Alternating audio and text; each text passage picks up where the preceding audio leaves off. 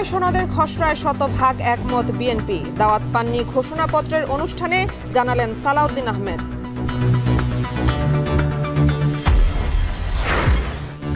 এক বছরে ৯২% রাজনৈতিক সহিংসতার দায় বিএনপির, ৫% জামায়াত আর ১% এনসিপির দাবি টিআইবির। পরিবহনের দিনে ২ কোটি টাকার চাঁদাবাজি। Sheikh Hasina no release no ট্রিটমেন্টের নির্দেশের পর হাসপাতালে চিকিৎসায় অবহেলা। ট্রাইব্যুনালে জুলাই যোদ্ধা ইমরানের সাক্ষ্য। ৫টিতে এইচএসসির সুযোগ রেখে ৭ কলেজ নিয়ে বিশ্ববিদ্যালয়ের প্রস্তাব। ৪০% ক্লাস অনলাইনে, ৬০% সশরীরে। কম দামে গরু দেওয়ার লোভ দেখিয়ে বিএসএফের হাতে বাংলাদেশিদের তুলে দিচ্ছে ভারতীয় নাগরিকরা। অভিযোগ চাঁপাইনবাবগঞ্জের সীমান্তবাসীর।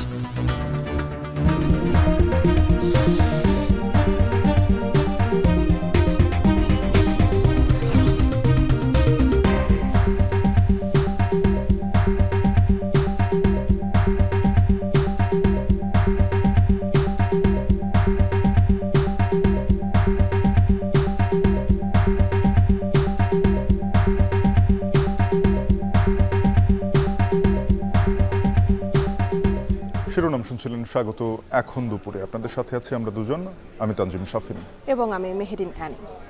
শাফিন, জুলাই সনদের খসড়ার সাথে বিএনপি শতভাগ একমত এ বিষয়ে জানিয়েছেন বিএনপির স্থায়ী কমিটির সদস্য সালাউদ্দিন আহমেদ। এর সাথে তিনি আরও জানিয়েছেন যে জুলাই সনদ বাস্তবায়নে যদি আরও আলোচনার প্রয়োজন হয় সেখানেও তারা বসতে রাজি আছে। এদিকে ৫ আগস্ট জুলাই ঘোষণাপত্র দেওয়ার কথা বিকেলে, সেই অনুষ্ঠানে আমন্ত্রণ পাননি বলেও জানানো হচ্ছে বিএনপির পক্ষ থেকে। রাজধানীর গুলশানে সাংবাদিকদের সাথে কথা বলার সময় কথা জানান বিএনপি নেতা সালাউদ্দিন আহমেদ। এ নিয়ে আমাদের হাতে প্রতিবেদন রয়েছে, দেখব। জুলাই সনদ ঘোষণাপত্র ও নির্বাচনের বিষয়ে রাজধানীর গুলশানে নিজ বাসভবনে সংবাদ সম্মেলন ডাকেন বিএনপির স্থায়ী কমিটির সদস্য সালাউদ্দিন আহমেদ। বলেন, জাতীয় ঐকমত্য কমিশনের আলোচনায় 7টি মৌলিক বিষয়ে নোট অব ডিসেন্ট, বাকি 12টিতে সরাসরি একমত হয়েছে বিএনপি। জুলাই সনদের খসড়ায় কিছু শব্দ প্রয়োগ ও বাক্য গঠন ছাড়া বাকি সব কিছুতে শতভাগ একমত বিএনপি। কিছু শব্দ প্রয়োগ ও বাক্য গঠনের অসামঞ্জস্যতা ছিল, যেগুলো আমরা একটু সংশোধন, ঠিক বলা যাবে না, একটু রিঅ্যারেঞ্জ করে একই বক্তব্যের সাথে আমরা শতভাগ একমত হয়ে, সেটা আমাদের প্রস্তাব জাতীয় ঐকমত্য কমিশনের যে প্রেরিত খসড়া, তার সাথে শতভাগ একমত হয়ে আমরা আমাদের জবাবটা দিয়েছি।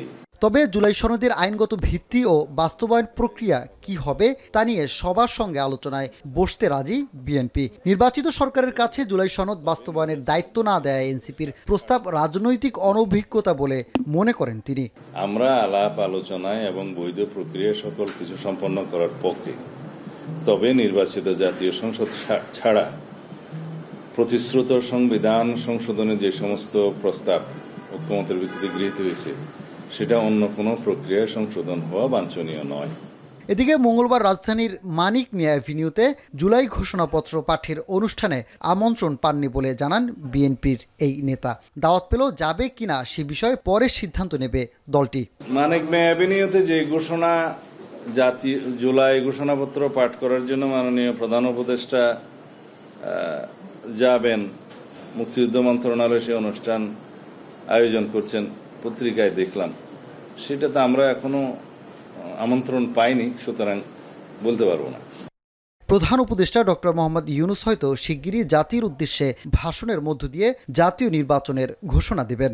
নির্বাচন কমিশনকে না জানানোর পূর্ব পর্যন্ত অপেক্ষায় আছে বিএনপি। সানিম রিধা, এখন, ঢাকা। শেখ হাসিনা জুলাই মাসে পঙ্গু হাসপাতালে আহতদের দেখতে যে নো রিলিজ নো ট্রিটমেন্ট বলার পর চিকিৎসায় অবহেলা হয় বলে ট্রাইব্যুনালে সাক্ষ্য দিয়েছেন জুলাই আহত আবদুল্লাহ ইমরান। দুপুরে বিচারপতি সৈয়দ গোলাম মুর্তজা মজুমদারের নেতৃত্বে 3 সদস্যের ট্রাইব্যুনালে শুরু হয় সাক্ষ্য গ্রহণ। জুলাই আগস্টের গণ আন্দোলনে বিজয়নগর পানির ট্যাঙ্ক এলাকায় ভূমিকা রাখে আহত ইমরান। পুলিশের গুলিতে এক পা ক্ষতিগ্রস্ত হয়েছে। এ সময় তিনি বলেন, পঙ্গু হাসপাতাল থেকে অন্য হাসপাতালে নিয়ে উন্নত চিকিৎসার জন্য তাকে ছাড়পত্র দেওয়া হয়নি। কয়েকটি হাসপাতাল ঘুরেও কোনো হাসপাতালে ভর্তি হতে পারেননি বলে সাক্ষ্যতে তুলে ধরেন। দ্বিতীয় দিনের সাক্ষ্য গ্রহণে পারভিন নামের একজন নারীরও সাক্ষ্য দেওয়ার কথা রয়েছে। গতকাল শেখ হাসিনার বিরুদ্ধে সূচনা বক্তব্যের মধ্য দিয়ে শুরু হয় বিচার কাজ। প্রথম দিনে সাক্ষী দেন জুলাই আহত খোকন বর্মন।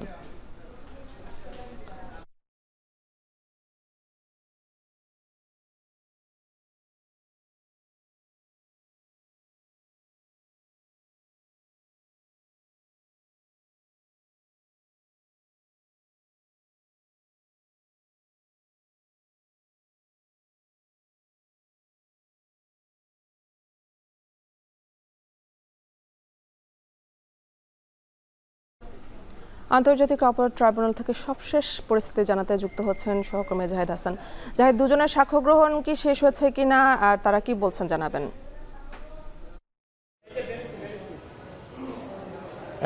সাবেক প্রধানমন্ত্রী শেখ হাসিনা ও আওয়ামী লীগের সভাপতি তার বিরুদ্ধে যে 5টি অভিযোগে মানবতা বিরোধী অপরাধের মামলা করা হয়েছে আন্তর্জাতিক অপরাধ ট্রাইব্যুনালে, সেই মামলায় তার বিরুদ্ধে সাক্ষ্য গ্রহণ চলছে। আজকে দ্বিতীয় দিনের মতো দ্বিতীয় সাক্ষী যিনি সাক্ষ্য দিয়েছেন আবদুল্লাহ ইমরান, তার সাক্ষ্য গ্রহণ শেষ হয়েছে। এখন আরেকজন ব্যক্তি যিনি রয়েছেন পারভিন, তার সাক্ষ্য গ্রহণ শুরু হচ্ছে। এবং এই আবদুল্লাহ ইমরান তিনি সাক্ষীতে যেটি বলেছেন যে তিনি জুলাইয়ের আন্দোলনে তিনি রাজধানীর বিজয়নগরে অবস্থান করছিলেন, সেখানে তিনি পুলিশের গুলিতে গুলিবিদ্ধ হন এবং তার একটি পা হারানো যায় এবং সেই পাটি এখন কৃত্রিম উপায়ে লাগানো আছে এবং তার সেই পায়ে ব্যাপক ক্ষতি হয়, এটি তিনি আদালতের কাছে বলেছেন। একই সঙ্গে বলেছেন তিনি যে পঙ্গু হাসপাতালে ভর্তি ছিলেন, সেই হাসপাতালে শেখ হাসিনা যখন তাদেরকে দেখতে যান তৎকালীন প্রধানমন্ত্রী, তিনি তাদেরকে চিকিৎসা না দেওয়ার জন্য বলেছিলেন এবং এরপর থেকেই তাদের চিকিৎসা না দেওয়ার অবহেলা করা হয় এবং তাদের হাসপাতাল থেকে রিলিজ দেওয়া হয়নি বলে তিনি তার সাক্ষীতে আদালতে জবানবন্দি দিয়েছেন। একই সঙ্গে তিনি বলেছেন যে তিনি অনেকগুলো হাসপাতালে ভর্তি হওয়ার চেষ্টা করেছিলেন, গুলিবিদ্ধ হয়ে তাকে কোনো হাসপাতালে ভর্তি করা হয়নি। ধানমন্ডিতে একটি হাসপাতালে তাকে বাধা দেওয়া হয়েছে, সেখানে তিনি সাবেক স্বরাষ্ট্রমন্ত্রী আসাদুজ্জামান খান কামালের বিরুদ্ধে অভিযোগ এনেছেন যে তার লোকজনরা তাকে ধানমন্ডি সেই হাসপাতালে ভর্তি হতে বাধা দিয়েছে। এরকম বেশ কিছু অভিযোগ তিনি এনেছেন এবং তার যে মোটা দাগের অভিযোগ সেটি হচ্ছে যে শেখ হাসিনা হাসপাতালে যাওয়ার কারণেই তাদের মূলত চিকিৎসার বিঘ্ন ঘটেছে এবং তারা সঠিক চিকিৎসা পাননি এবং তাদের চিকিৎসা না দিয়ে তাদেরকে হাসপাতালে রাখতে বলা হয়েছে, এটি মূলত তার মোটা দাগের অভিযোগ।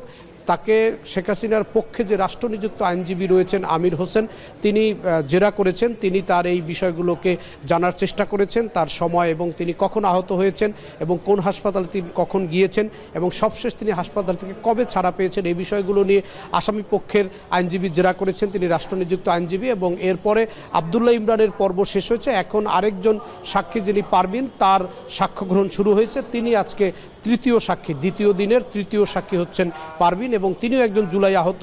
তাকে এখন সাক্ষ্য দেওয়ার জন্য আদালত তার আবেদনটি মঞ্জুর করেছেন। এখন পর্যন্ত সাক্ষ্য গ্রহণ চলছে।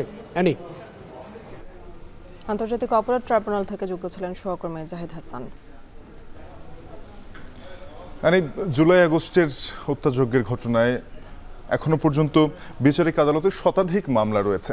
তবে এই মামলা বা এই হত্যাযজ্ঞ যারা চালিয়েছেন সদল বলে, তাদের অনেকেই দেশ ছেড়ে পালিয়েছেন এমন অভিযোগ কিন্তু যারা আহত রয়েছেন, যারা সে সময় আন্দোলনে অংশগ্রহণ করেছেন, তাদের ভেতরে এই নিয়ে একটি চাপা ক্ষোভও রয়েছে। এখনো পর্যন্ত আওয়ামী লীগের 110 জনের বেশি এমপি, মন্ত্রী, আমলা, নেতাকর্মী গ্রেপ্তার হলেও অভ্যুত্থানের 1 বছর পরেও মামলাগুলোর তদন্ত অনেকটা ধীর গতিতে চলছে। আর এখানে কিন্তু তারা আরো অনেক বিষয় বলেছে যে হত্যায় জড়িত যারা পুলিশ রয়েছে তাদেরকে দিয়ে যদি তদন্ত করা হয় তাহলে কিন্তু সেটি প্রশ্নবিদ্ধ থাকবে, এমনটাই বলেছে ছাত্রনেতারা। আর এ বিষয়ে সেক্ষেত্রে আইন বিশেষজ্ঞরা বলেছে বিশেষ টাস্কফোর্স গঠনের মাধ্যমে কিন্তু এসব মামলা পরিচালনা করা যেতে পারে। এ বিষয়ে আমাদের হাতে রাব্বি হোসেনের একটি প্রতিবেদন রয়েছে, দেখে নেব সেটি।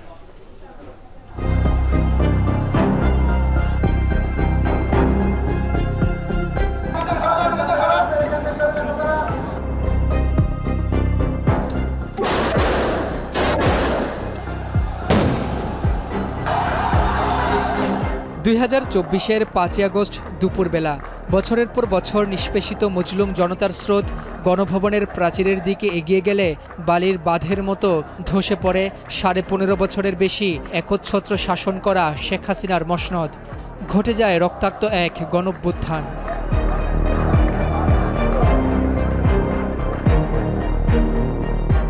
অভ্যুত্থানের পর ১৫০০-এর বেশি ছাত্র জনতাকে হত্যার ঘটনায় সারা দেশের বিভিন্ন থানায় ও আদালতের দ্বারস্থ হন শত শত শহীদের পরিবার। তাদের চোখে মুখে ছিল কেবলই বিচার পাবার আকুতি। যারা হত্যা করছে তাদের আমি বিচার চাই। একে একে হত্যা ও হত্যাচেষ্টার অভিযোগে শেখ হাসিনা সহ আওয়ামী লীগ ও ১৪ দলের নেতাদের নামে সারা দেশে প্রায় ১,০০০-এর বেশি মামলা হয়েছে, যার মধ্যে প্রায় ৬০০-র বেশি হত্যা মামলা। মামলাগুলোতে এখন পর্যন্ত পুলিশের প্রায় ১,০০০ সদস্যকে আসামি করা হয়েছে, যার মধ্যে অন্তত ৫ জন সাবেক আইজিপি, সাবেক অতিরিক্ত কমিশনার ৪১ জন, সাবেক ও বর্তমান ডিআইজি ২৪ জন, সাবেক ও বর্তমান এসপি ৬২ জনের নাম পাওয়া যায়। বাকিরা পুলিশের এসআই, এএসআই ও কনস্টেবল। রক্তাক্ত অভ্যুত্থানে শহীদ হওয়া শত শত পরিবারের চোখে এখনও জুলাইয়ের দগ্ধ স্মৃতি। প্রিয়জনের জীবনের বিনিময়ে এখন তারা শুধুই বিচার চান। কিন্তু জুলাই আগস্টের ঘটনায় দায়ের করা মামলার প্রধান আসামিরা গ্রেপ্তার না হওয়ায় বিচার পাওয়া নিয়ে হতাশ অনেকেই। ৫ই আগস্টের পর গ্রেপ্তার হন সাবেক ২ আইজিপি চৌধুরী আবদুল্লাহ আল মামুন ও শহীদুল হক, ডিএমপির সাবেক কমিশনার আসাদুজ্জামান মিয়া ও আবদুল্লাহিল কাফি সহ পুলিশের একাধিক ঊর্ধ্বতন কর্তা। ঢাকার মামলাগুলোতে সবচেয়ে বেশি নাম এসেছে সাবেক অতিরিক্ত আইজিপি মনিরুল ইসলাম, ডিএমপি কমিশনার হাবিবুর রহমান, সাবেক ডিবি প্রধান হারুনুর রশিদ, বিপ্লব কুমার সরকার ও ইকবাল হোসেনের নাম, যারা এখনও ধরাছোঁয়ার বাইরে। ২-১ জনের মামলা নিয়ে অবশ্যই কাজ করতে এবং সাজাও হয়তো ২-১ জনের। আমরা কি দেখি, যে কয়জনকে ধরছে, যে কয়জনের আওয়ামী লীগের কর্মকর্তাকে ধরছে, তারা কি করে? তাদের চেহারা দেখলে কি বোঝা যায় তারা কোনো নির্যাতনে আছে বা রিমান্ডে আছে? এছাড়া প্রায় ৭০% মামলার প্রধান আসামি ওবায়দুল কাদের, আসাদুজ্জামান খান কামাল সহ আওয়ামী লীগের শীর্ষ নেতারা। ৫ই আগস্টের পর আওয়ামী লীগের প্রায় ১১০ জনের বেশি সাবেক মন্ত্রী, প্রতিমন্ত্রী, সংসদ সদস্য সহ অসংখ্য নেতাকর্মী গ্রেপ্তার হয়ে কারাগারে আছেন, যাদের মধ্যে রয়েছে আনিসুল হক, সালমান এফ রহমান, দীপুমণি, রাশেদ খান মেনন, হাসানুল হক ইনু সহ একসময়ের আওয়ামী প্রভাবশালীরা। রয়েছেন সাবেক প্রধান বিচারপতি এবিএম খায়রুল হক, রয়েছেন সাবেক একাধিক আমলা ও নির্বাচন কমিশনাররাও। তবে জুলাই গণহত্যায় সরাসরি নির্দেশদাতা ও সরাসরি হত্যাকাণ্ডে জড়িত হিসেবে যাদের নাম মামলায় যুক্ত করা হয়েছে অধিকাংশই গ্রেপ্তার হয়নি। এ নিয়ে খুব জুলাই শহীদ স্বজনদের। খোঁজাখুঁজির পরে আমার ছেলের উপরে ৮-১০টা লাশ ছিল। এই লাশ সরাইয়া আমি লাশ চিহ্নিত করে বাড়ি করছি।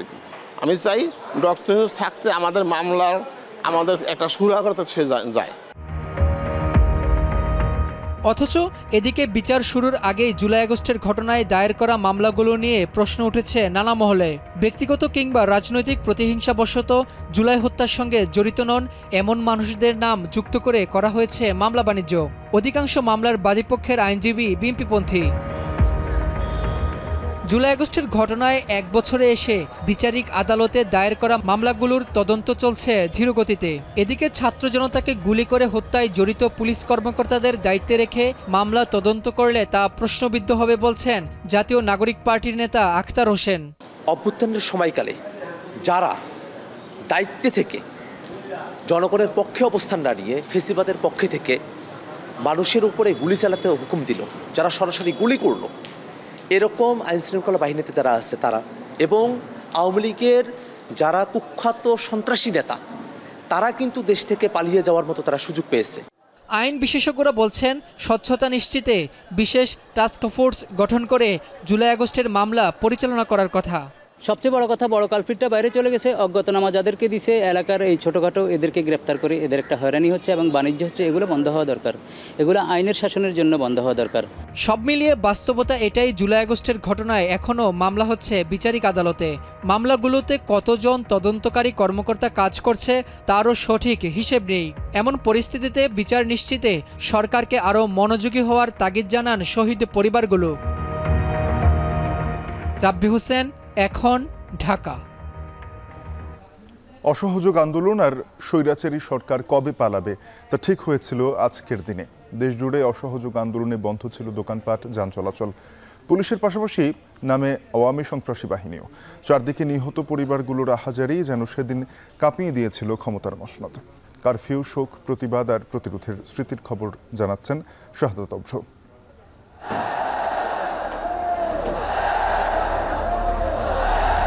রাজপথে আছি, রাজপথে থাকবো, রাজপথে আমাদের ঠিকানা।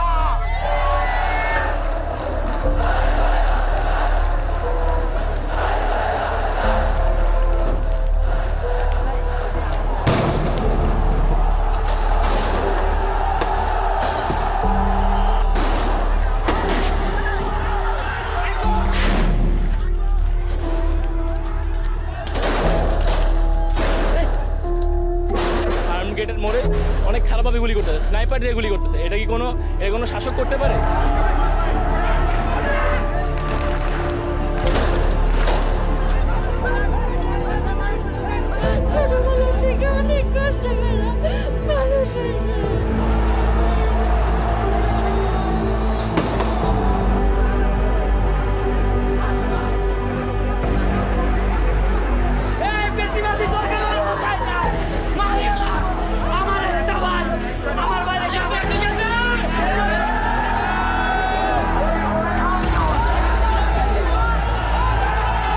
কারফিউ, গুলি, রক্তে রাঙা আরও একটি দিন।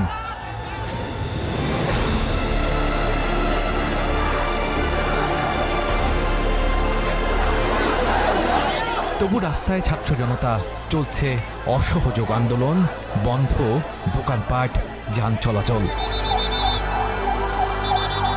তীব্র ক্ষোভ আর বিক্ষোভে উত্তাল বাংলাদেশ। রাজধানী থেকে মফস্বল সর্বত্রই এক দাবির প্রতিধ্বনি।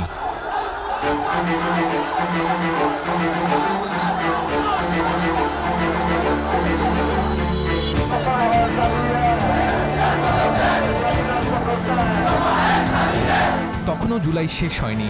৩৫ জুলাই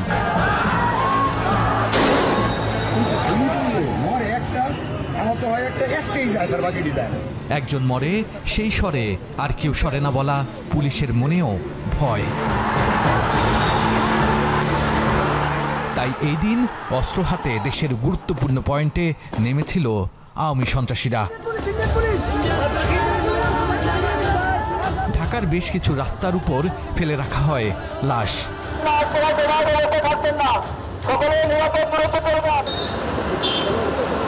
সন্ধ্যা ৬টা থেকে রাজধানী সহ সব বিভাগীয় শহরে জারি করা হয় কারফিউ। একই সাথে সরকার আগামী ৩ দিনের জন্য সাধারণ ছুটি ঘোষণা করে। অসহযোগ আন্দোলনের ঘোষণা দেওয়া হলো, যেখানে হচ্ছে সর্বস্তরের সর্বশ্রেণীর জনগণ তারা স্বতঃস্ফূর্তভাবে সেখানে সাড়া দিয়েছিল। যে কোনো লোক যে কোনো অবস্থায় ঘরের বাইরে হলে তার বিরুদ্ধে আইনগত ব্যবস্থা গ্রহণ করা হবে। অন্যদিকে ছাত্ররা হলের তালা ভেঙে দখল নেয় হলগুলো। লং মার্চ টু ঢাকার যেই প্রোগ্রামটা আমরা দিয়েছি সেটা ৬ তারিখে সফল নাও হতে পারে। একটা দিন হাসিনার হাতে সময় আছে ৫ তারিখ। এই ৫ তারিখের মধ্যে সে ঢাকার সকল পথ অবরুদ্ধ করে এবং দেখা যাচ্ছে তার অনুগত যে সেনা অফিসাররা আছে তাদেরকে ঢাকায় এনে সে কিন্তু একটা ভিন্ন একটা পরিস্থিতি তৈরি করতে পারে। কেননা আমরা এটা এগিয়ে আনি। শেখ হাসিনাকে পতন ঘটাতে হবে, এটা কিন্তু ওই যে জুলাইয়ের মধ্য জুলাই যখন ৯ দফা দাবি দেওয়া হচ্ছে তখন থেকে ছাত্রদের পরিকল্পনার মধ্যে আছে, কিন্তু তারা সেটা একটা সঠিক সময়ের জন্য অপেক্ষা করছিল। বৈষম্য বিরোধী ছাত্র আন্দোলনের পক্ষ থেকে আসিফ মাহমুদ সজীব ভুইয়া ঘোষণা করে ৬ তারিখ নয়, আগামী ৫ই আগস্ট পালিত হবে মার্চ টু ঢাকা। যেভাবে আওয়ামী লীগ ঢাকার বাইরে থেকে নারায়ণগঞ্জ, গাজীপুর থেকে যেভাবে সন্ত্রাসীদেরকে ঢাকায় নিয়ে আসছে, তো আমরা যদি ৬ তারিখে লং মার্চ করতে যাই তাহলে হয়তো ঢাকায় আমরা ঢুকতেও পারবো না। আমি একটা ভিডিও বার্তা দিয়ে প্রথম ঘোষণা করি যে ৬ তারিখের লং মার্চটাকে আমরা ৫ তারিখে নিয়ে আসছি।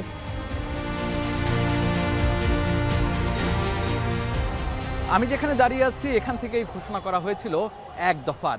এর পরবর্তী দিন ৩৫ জুলাই যেই অসহযোগ আন্দোলনের ডাক দেওয়া হয়েছিল সেটিও এখান থেকেই।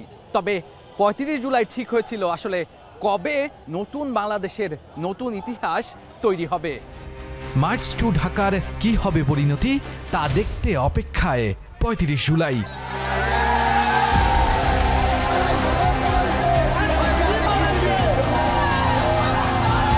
এরপর লাখো মানুষ নেমে এলো রাজপথে। আবারও একবার বুলেট বোমার কাছে মাথা নোয়ায়নি বাংলাদেশ। শাহাদাত অভ্র, এখন ঢাকা। আইনশৃঙ্খলা পরিস্থিতির উন্নতি কাঙ্ক্ষিত মাত্রায় পৌঁছাতে পারেনি, তবে অন্তর্বর্তী সরকার চেষ্টা করে যাচ্ছে বলে জানিয়েছেন স্বরাষ্ট্র উপদেষ্টা জাহাঙ্গীর আলম চৌধুরী। সকালে সচিবালয়ের ব্রিফিংয়ে এক প্রশ্নের জবাবে স্বরাষ্ট্র উপদেষ্টা মব সহিংসতা আগের চেয়ে কমেছে বলে দাবি করেন। বলেন, নির্বাচনকে ঘিরে আইনশৃঙ্খলা বাহিনী সজাগ আছে, বর্তমান পুলিশ প্রশাসন দিয়েই নির্বাচন হবে জানান তিনি। এছাড়া 5 আগস্টকে ঘিরে জনসাধারণের আতঙ্কের কোনো কারণ নেই বলেও আশ্বস্ত করেন স্বরাষ্ট্র উপদেষ্টা।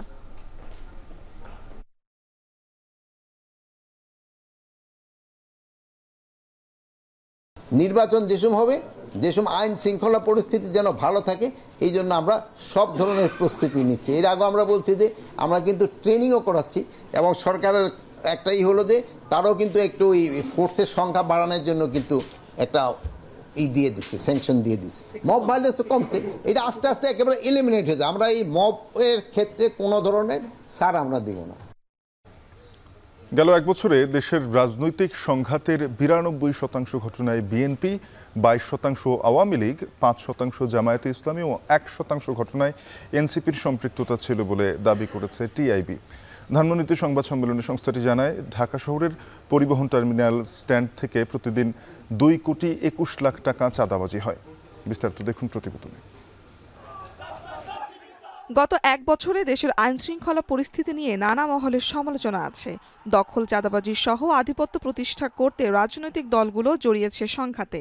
গত এক বছরে 171টি রাজনৈতিক সহিংসতায় 121 জন নিহত হয়েছেন বলে জানিয়েছেন টিআইবি। সংস্থাটি বলছে, এসব রাজনৈতিক সংঘাতের 92% ঘটনায় বিএনপি জড়িত, 22% আওয়ামী লীগ, 5% জামায়াতে ইসলামী এবং 1% ঘটনায় এনসিপির সম্পৃক্ততা রয়েছে। সোমবার সকালে নতুন বাংলাদেশ কর্তৃত্ববাদী সরকার পতন পরবর্তী এক বছরের পর্যবেক্ষণ নিয়ে গবেষণা প্রতিবেদন তুলে ধরে টিআইবি।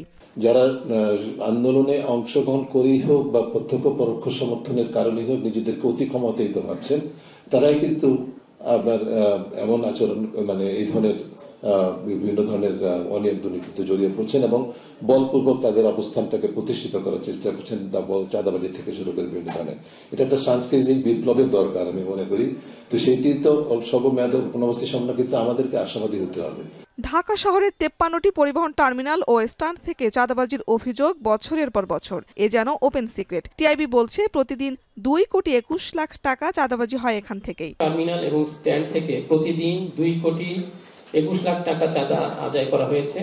এছাড়া সিলেটের কোয়ারি, নদ নদী থেকে পাথর লুটপাট, সেতু, বাজারঘাট, বালুমহাল, জলমহল ইত্যাদি ইজারা নিয়ন্ত্রণের প্রচেষ্টা আমরা লক্ষ্য করেছি এবং এগুলোর সাথে বিভিন্ন দলের নেতাকর্মীরা সম্পৃক্ত ছিল। কোন রাজনৈতিক দলের আইনের প্রতি শ্রদ্ধা প্রদর্শনের ঘাটতি আমরা দেখেছি। আধিপত্য প্রতিষ্ঠা, দখলবাজি ও চাঁদাবাজির সংস্কৃতি এই সময় অব্যাহত ছিল। দলগুলোর অভ্যন্তরীণ নিয়ন্ত্রণ ব্যবস্থা কার্যকর না থাকা, কর্মীদের বিরুদ্ধে ব্যবস্থা গ্রহণ করতে না পারা, একই সাথে সরকারের পক্ষ থেকে কোনো ক্ষেত্রে প্রশ্রয় দেওয়ার প্রবণতা আমরা লক্ষ্য করেছি। নির্বাচন নিয়ে অন্তর্বর্তী সরকারের কোনো সুস্পষ্ট রোডম্যাপ না থাকায় রাজনৈতিক অস্থিরতা সৃষ্টি হয়েছে বলেও সংবাদ সম্মেলনে জানায় টিআইবি। অনৈক্য বলেই আমাদের অনিয়ম দুর্নীতি, বিকাশমান দুর্নীতি, স্বেচ্ছাচারিতা, বিভিন্ন ধরনের বাণিজ্য, যেটা আমি বলেছি গ্রেফতার বাণিজ্য থেকে শুরু করে মামলা বাণিজ্য বলে যাই বলে না কেন, এগুলোর চাপের জন্য আমাদের এমন এক অবস্থা সৃষ্টি না হয় যে আবার কর্তৃত্ববাদের বিকাশের নতুন সুযোগ সৃষ্টি হয়। এক বছরেও জুলাই অভ্যুত্থানে হতাহতদের প্রকৃত তালিকা চূড়ান্ত করতে না পারাকে সরকারের ব্যর্থতা হিসেবে দেখছে টিআইবি। শারমিন পুতুল, এখন, ঢাকা। 7 কলেজ সমন্বয়ে ঢাকা কেন্দ্রীয় বিশ্ববিদ্যালয় গঠন করতে বিশ্ববিদ্যালয় মঞ্জুরি কমিশন ইউজিসিকে চিঠি দিয়েছে শিক্ষা মন্ত্রণালয়। সকালে সংবাদ সম্মেলনে শিক্ষা মন্ত্রণালয়ের ভারপ্রাপ্ত সচিব মুজিবুর রহমান কথা জানান। ইউজিসির সদস্য তানজিম উদ্দিন খান বলেন, 7 কলেজের বিভাগের ও আসনের সংখ্যা এখনও চূড়ান্ত হয়নি। এই বছরের মধ্যে বিশ্ববিদ্যালয়ের সমস্ত কার্যক্রম শেষ করা হবে। আরও জানাচ্ছেন আসিফ ইকবাল খান। 2017 সালে 7 কলেজকে জাতীয় বিশ্ববিদ্যালয় থেকে আলাদা করে ঢাকা বিশ্ববিদ্যালয়ের সঙ্গে অভিভুক্ত করা হয়েছিল। এরপর থেকেই যথাসময়ে পরীক্ষা নেওয়া, ফলাফল প্রকাশ সহ বিভিন্ন দাবিতে সময়ে সময়ে আন্দোলন করে আসছিল। 8 বছরে কলেজগুলোর সংকট আরও বাড়ে। 5 আগস্ট পরবর্তী দাবি আদায়ে দফায় দফায় আন্দোলনে নামে 7 কলেজের শিক্ষার্থীরা। এমন অবস্থায় 7 কলেজকে আবারও ঢাকা বিশ্ববিদ্যালয় থেকে আলাদা করার কথা জানায় বিশ্ববিদ্যালয় কর্তৃপক্ষ। সিদ্ধান্ত হয় নতুন বিশ্ববিদ্যালয় করার। সোমবার সকালে শিক্ষা মন্ত্রণালয়ের সম্মেলন কক্ষে সংবাদ সম্মেলনে 7 কলেজ নিয়ে প্রস্তাবিত ঢাকা কেন্দ্রীয় বিশ্ববিদ্যালয়ের অগ্রগতি তুলে ধরা হয়। নতুন এই বিশ্ববিদ্যালয়ে এখনকার মতো কয়েকটি কলেজে সব বিষয়ে পড়াশোনা হবে না। 7 কলেজকে 4টি স্কুলে বিভক্ত করে বিশ্ববিদ্যালয়ের পাঠদান ও গবেষণা কাজ চলবে। স্কুল অব সায়েন্সের ক্লাস হবে ঢাকা কলেজে, ইডেন মহিলা college, Begum Badrunnesa college. School of arts ও হিউম্যানিটিজের ক্লাস হবে সরকারি বাংলা কলেজে। স্কুল অব বিজনেস স্টাডির ক্লাস হবে সরকারি তিতুমির কলেজে এবং স্কুল অব ল অ্যান্ড জাস্টিসের ক্লাস হবে কবি নজরুল ও সরকারি শহীদ সোহরাওয়ার্দী কলেজে। সেকেন্ড ইয়ার শেষ করে মনে করেন নন মেজর কোর্সগুলো পড়ে যে আমি একই ধরনের কোর্স পড়লাম ঠিকই, কিন্তু আমি অ্যাকাউন্টিং এ ভর্তি হয়েছি, নাও ম্যানেজমেন্ট হল আছে। এখন কিছু শর্ত সাপেক্ষে সে অ্যাকাউন্টিং এ শিফট করতে পারবে কিংবা অ্যাকাউন্টিং এ কেউ ম্যানেজমেন্টে শিফট করতে পারবে, বাট ক্যাম্পাস এক ক্যাম্পাস থেকে আরেক ক্যাম্পাস না, নিজের ক্যাম্পাসের ভেতর। তবে 5টি কলেজের বিদ্যমান উচ্চ মাধ্যমিক অক্ষুণ্ণ থাকবে। শিক্ষা ক্যাডারের কর্মকর্তারা কলেজগুলোতে থাকবেন। তবে পূর্ণাঙ্গ বিশ্ববিদ্যালয় হবার পর বিশ্ববিদ্যালয়ের নিয়ম অনুযায়ী শিক্ষক ঠিক করা হবে। আর এবারের শিক্ষার্থী ভর্তি হবে বিদ্যমান নিয়মেই। নতুন বিশ্ববিদ্যালয়ের 40% ক্লাস হবে অনলাইনে, বাকিটা অফলাইনে হবে। একজন উপাচার্য ও একজন প্রক্টর সহ 7 কলেজে 14 জন ডেপুটি প্রক্টর থাকবেন। 7 কলেজের প্রস্তাবিত কাঠামো রূপরেখার বিষয়গুলি চূড়ান্ত করে প্রস্তাবিত ঢাকা কেন্দ্রীয় বিশ্ববিদ্যালয় আইন অধ্যাদেশের খসড়া এই বিভাগে প্রেরণের জন্য বাংলাদেশ বিশ্ববিদ্যালয় মঞ্জুরি কমিশনকে ইতিমধ্যে প্রেরণ করা হয়েছিল। বিশ্ববিদ্যালয়ে একজন প্রক্টর থাকবেন। এছাড়া প্রতিটি কলেজে একজন পুরুষ, একজন নারী ডেপুটি প্রক্টর থাকবেন। অর্থাৎ 7 কলেজে সর্বমোট 14 জন ডেপুটি প্রক্টর থাকবেন। এদিকে রোববার প্রস্তাবিত ঢাকা কেন্দ্রীয় বিশ্ববিদ্যালয়ের 2024-25 শিক্ষাবর্ষে আন্ডার গ্র্যাজুয়েট প্রোগ্রামে ভর্তি কার্যক্রম শুরু হয়েছে, যেখানে বিশ্ববিদ্যালয়টির 4টি অনুষদে 23টি বিষয়ে স্নাতক পর্যায়ে শিক্ষার্থী ভর্তি নেওয়া হবে। সব মিলিয়ে আসন সংখ্যা 4,500। আবেদন করা যাবে 10 আগস্ট পর্যন্ত। আবেদন ফি 800 টাকা। চ্যালেঞ্জ আর প্রবলেম না থাকলে তো অপরচুনিটিও আসে না। আসিফ ইকবাল খান, এখন, ঢাকা। দেশের অর্থনৈতিক অবস্থা যতটা বলা হয় তার চেয়ে ভালো বলে দাবি করেছেন অর্থ উপদেষ্টা ডক্টর সালাউদ্দিন আহমেদ। সকালে এনবিআর ভবনে এই রিটার্ন কার্যক্রমের উদ্বোধন করে সরকারের গঠনমূলক সমালোচনা করার আহ্বান জানান তিনি। সেমিনারে এনবিআর চেয়ারম্যান রাজস্ব আদায় বাড়াতে প্রতিষ্ঠানের সক্ষমতা বাড়ানোর তাগিদ দেন। শাহিনুল ইসলাম সাগর জানাচ্ছেন বিস্তারিত। চলতি অর্থবছরে 7,90,000 কোটি টাকার বাজেটে 4,99,000 কোটি টাকা রাজস্ব আয় থেকে ধরা হয়েছে। ফলে এনবিআর এর আয়ের উপর সিংহভাগ নির্ভর করছে বাজেট বাস্তবায়ন।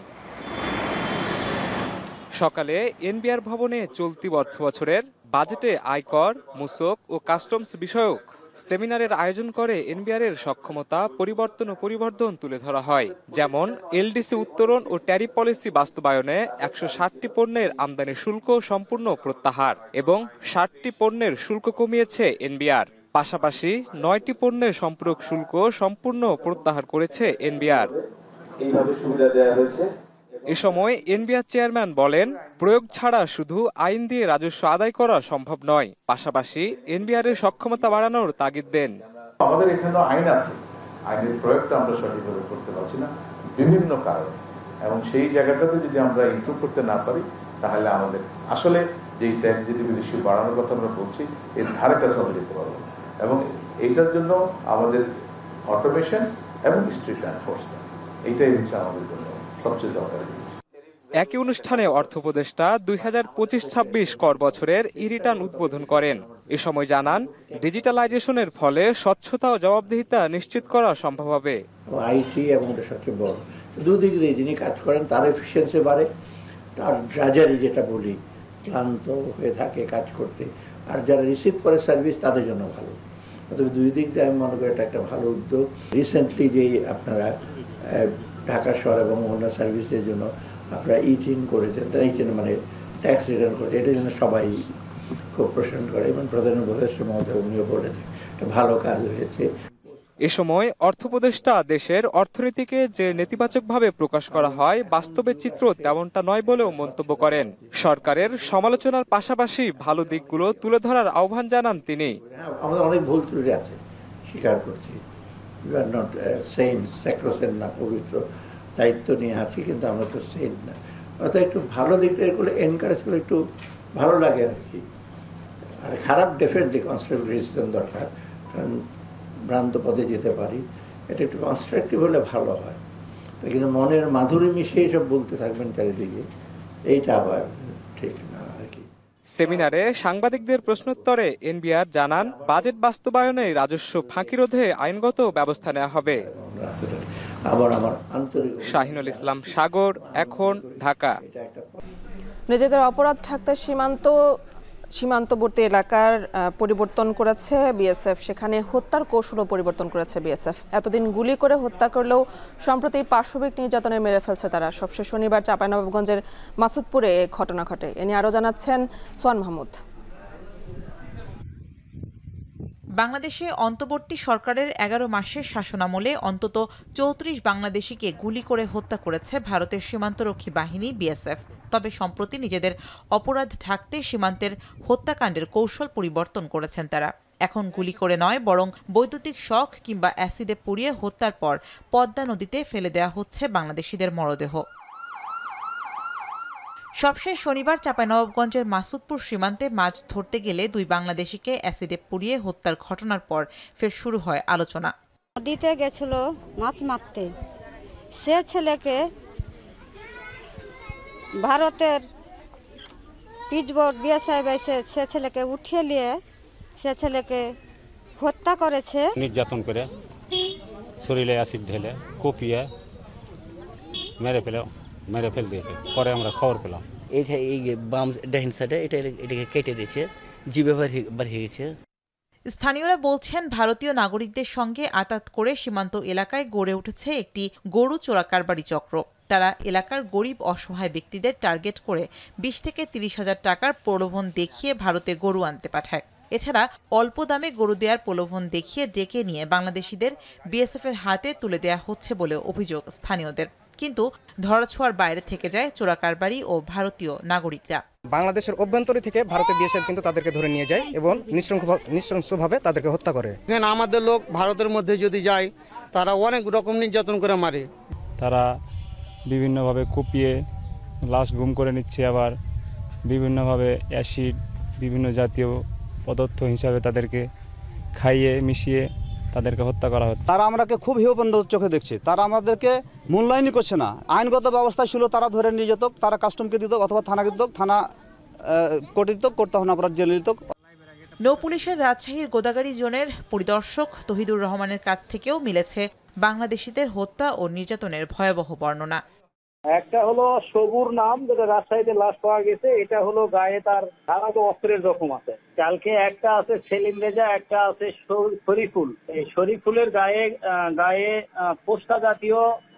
পোস্টা জাতীয় এরকম ঝলসানো পোস্টা আছে সমস্ত শরীরে। আর একটা হলো সেলিম রেজা ভিকটিম, তার গায়ে এরকম গুরুতর কাটা জখম আছে, ধারালো অস্ত্রের আঘাতের জখম। গেল 12 দিনে চাঁপাইনবাবগঞ্জ সীমান্তে 4 জনকে নির্যাতন করে হত্যা করেছে ভারতীয় সীমান্তরক্ষী বাহিনী বিএসএফ। সুষ্ঠু তদন্তের মাধ্যমে এসব হত্যাকাণ্ডের বিচার চান স্থানীয়রা। এখন চাঁপাইনবাবগঞ্জ। জুলাই গণঅভ্যুত্থানের বর্ষপূর্তি উপলক্ষে রাজধানীর ইঞ্জিনিয়ার্স ইনস্টিটিউশনে যুব সমাবেশ করছে জাতীয়তাবাদী যুবদল। সমাবেশের খবর জানাতে যুক্ত হচ্ছেন সহকর্মী জাওয়াদ মাহমুদ। জাওয়াদ, সমাবেশে যুবদল নেতারা কি বলছেন, কি বার্তা দিচ্ছেন জানাবেন। শাফিন, আপনি জানেন যে এই জুলাই গণঅভ্যুত্থানের যে বর্ষপূর্তি উপলক্ষে বছর জুড়ে কিন্তু বিএনপির এই জুলাই গণঅভ্যুত্থান স্মরণে নানান ধরনের কর্মসূচি চলছে। তার ধারাবাহিকতায় বিএনপির সহযোগী অঙ্গ সংগঠন যুবদল আজকে রাজধানীর এই রমনা ইঞ্জিনিয়ার্স ইনস্টিটিউশনে তারা একটি যুব সমাবেশের আয়োজন করছে। এখানে মূলত ঢাকার যে 2 মহানগরী, তাদের মহানগরীর নেতাকর্মীরা উপস্থিত হয়েছেন এবং আমরা দেখছি ঢাকার অভ্যন্তরে অর্থাৎ ঢাকার যে কমিটিগুলো রয়েছে, ইউনিটগুলো রয়েছে, সেখানকার নেতাকর্মীরা এখানে বেশি উপস্থিত হয়েছেন। এর বাইরে আমরা ঢাকার পার্শ্ববর্তী কয়েকটি জেলার নেতাকর্মীদের এখানে দেখেছি, বিশেষ করে গাজীপুর, নরসিংদী এবং নারায়ণগঞ্জের অর্থাৎ এই পার্শ্ববর্তী জেলাগুলোর যুবদলের বেশ কিছু নেতাকর্মী এখানে উপস্থিত হয়েছেন। এবং এখানে বিএনপির ভারপ্রাপ্ত চেয়ারম্যান তারেক রহমান তিনি প্রধান অতিথির বক্তব্য রাখবেন, ভার্চুয়ালি তিনি যুক্ত হবেন। আনুষ্ঠানিকভাবে এটি 3টায় শুরু হয়েছে মূলত এই অনুষ্ঠানটি। এবং এছাড়াও বিএনপির মহাসচিব মির্জা ফখরুল ইসলাম আলমগীর তিনি এখানে বক্তব্য রাখবেন বিশেষ অতিথি হিসেবে। কেন্দ্রীয় নেতারা এখন এখানে এসেছেন এবং পরবর্তীতে ধীরে ধীরে কেন্দ্রীয় নেতারা কথা বলবেন। এই ছিল এখন পর্যন্ত আমার কাছে যুব দলের যে যুব সমাবেশ তার সবশেষ। আগামী শুক্রবারের মধ্যে ইউক্রেনের সঙ্গে যুদ্ধবিরতিতে রাজি না হলে রাশিয়াকে কঠোর নিষেধাজ্ঞা ভোগ করার হুঁশিয়ারি দিলেন মার্কিন প্রেসিডেন্ট ডোনাল্ড ট্রাম্প। চলতি সপ্তাহে মার্কিন বিশেষ দূত স্টিভ উইটকফের মস্কো সফরের কথা জানিয়ে হুমকি দিলেন তিনি। এর আগে রাশিয়ার কাছে 2টি পারমাণবিক সাবমেরিন মোতায়েনের নির্দেশের পর কামান ও সাবমেরিন বিধ্বংসী যৌথ মহড়া শুরু করেছে রাশিয়া চীন। এ নিয়ে আরও জানাচ্ছেন তৌহিদুর রহমান। ইউক্রেনে যুদ্ধবিরতির বিষয়ে কোনো অগ্রগতি না হওয়ায় রাশিয়ার উপর ক্রমেই ক্ষোভ বাড়ছে মার্কিন প্রেসিডেন্ট ডোনাল্ড ট্রাম্পের। সম্প্রতি রুশ প্রেসিডেন্ট ভ্লাদিমির পুতিনের ঘনিষ্ঠ সহযোগী ও দেশটির সাবেক প্রেসিডেন্ট দিমিত্রি মেদভেদেবের পারমাণবিক হুমকিতে যা আরও তীব্র হচ্ছে। এরই প্রেক্ষিতে রাশিয়ার কাছাকাছি অঞ্চলে 2টি পারমাণবিক সাবমেরিন মোতায়েনেরও নির্দেশ দিয়েছেন মার্কিন প্রেসিডেন্ট। এমন উত্তেজনার মধ্যে যুদ্ধবিরতির বিষয়ে আলোচনার জন্য 6 অথবা 7 আগস্ট মার্কিন বিশেষ দূত স্টিভ উইটকফ রাশিয়া সফর করবেন বলে বার্তা দিলেন ট্রাম্প। এরপরও যদি 8 আগস্টের মধ্যে রাশিয়া যুদ্ধবিরতিতে সম্মত না হয় তাহলে কঠোর নিষেধাজ্ঞা আরোপের বিষয়ে আবারও হুমকি দিয়ে রেখেছেন।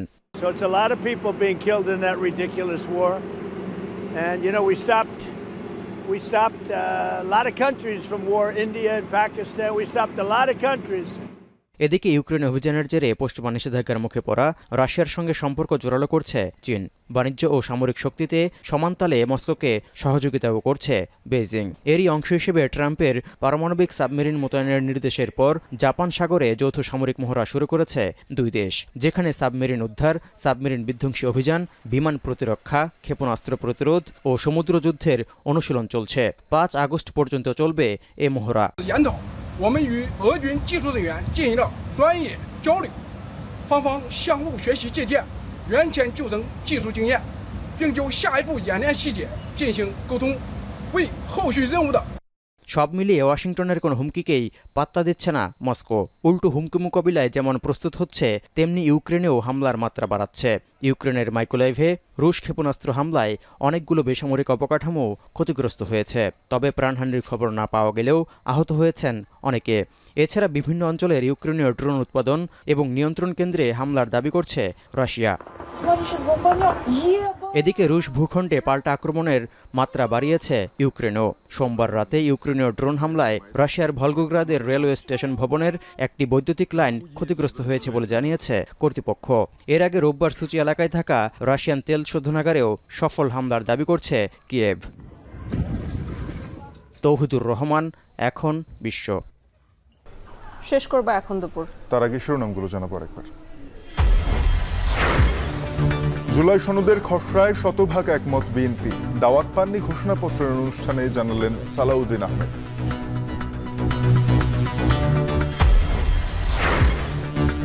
এক বছরে 92% রাজনৈতিক সহিংসতার দায় বিএনপির, 5% জামায়াত আর 1% এনসিপির। দাবি টিআইবির, পরিবহনে দিনে 2 কোটি টাকা চাঁদাবাজি। শেখ হাসিনার নো রিলিজ নো ট্রিটমেন্ট নির্দেশের পর হাসপাতালে চিকিৎসায় অবহেলা। ট্রাইব্যুনালে জুলাই যোদ্ধা ইমরানের সাক্ষ্য।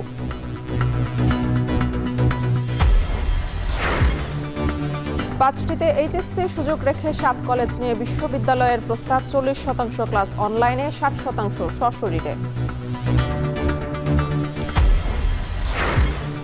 কম দামে গরু দেওয়ার লোভ দেখিয়ে বিএসএফ এর হাতে বাংলাদেশিদের তুলে দিচ্ছে ভারতীয় নাগরিকরা। অভিযোগ চাঁপাইনবাবগঞ্জ সীমান্তবাসীর।